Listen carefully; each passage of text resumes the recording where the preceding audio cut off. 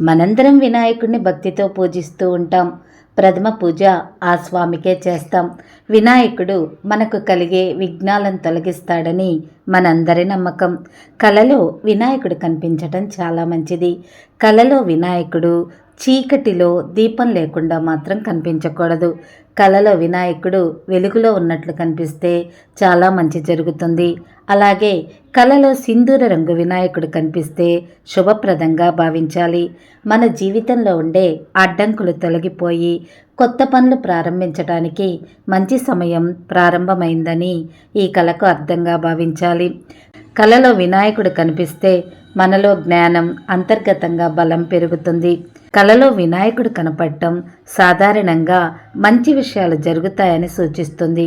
అయితే కలలో వినాయకుడి విగ్రహం అతి చీకట్లో ఉండి సరిగా కనపడినట్లు కనిపిస్తే మాత్రం చేసే పనుల్లో అడ్డంకులు ఎదురవుతాయి. కలలో వినాయకుడు తెలుపు రంగు బట్టల్లో కనిపిస్తే మానసిక ప్రశాంతత చేకూరుతుంది. అనారోగ్య బాధలు తగ్గుతాయి.